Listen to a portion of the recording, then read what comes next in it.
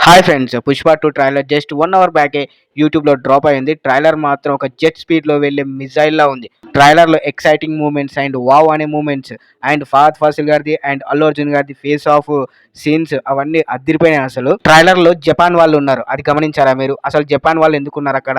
Japan వాళ్ళ దగ్గరికి 'Pushpa' ఎందుకెళ్లారు? And trailer లాస్ట్‌లో కూడా 'పుష్ప' అంటే నేషనల్ కాదు ఇంటర్నేషనల్ అని చెప్పారు. ఈ ఒక్క డైలాగ్ తోటి 'పుష్ప పార్ట్ 2' కన్ఫర్మ్ అనుకుంటున్నాను నేనైతే. అండ్ ట్రైలర్‌లో జగపతి బాబు గారు ఉన్నారు. మేబీ ఆయన ఒక బిగ్ పొలిటీషియన్‌లా కనిపించబోతున్నారు అనిపిస్తుంది ఈ సినిమాలో. అండ్ సునీల్ గారిది అంత స్కోప్ అయితే చూపించలేదు. ఒకే ఒక షాట్‌లో చూపించారు. మేబీ మూవీలో చాలా పోర్షన్స్ అయితే ఉండొచ్చు. ఎస్పెషల్లీ ఫహద్ ఫాసిల్ గారిది అండ్ అల్లు అర్జున్ గారి ఫేస్ ఆఫ్ అయితే మస్తు ఉండబోతుంది అనిపిస్తుంది మూవీలో. ట్రైలర్‌లో చూస్తేనే గూస్ బంప్స్ వస్తున్నాయి. ట్రైలర్‌లో జాతర ఎపిసోడ్ ఫ్లాష్‌లో ఒక 2, 3 టైమ్స్ వచ్చి వెళ్ళిపోద్ది అంతే. బట్ మూవీలో ఈ ఎపిసోడ్ అయితే నెక్స్ట్ లెవెల్‌లో ఉండబోతుంది. ఎందుకంటే ఈ ఒక్క ఎపిసోడ్ కోసమే 60 క్రోర్స్ అయితే ఖర్చు చేశారంట మూవీ టీమ్ వాళ్ళు. 'పుష్ప 1' కంటే 'పుష్ప 2' చాలా లార్జ్‌గా ఉండబోతుందని అనిపిస్తుంది.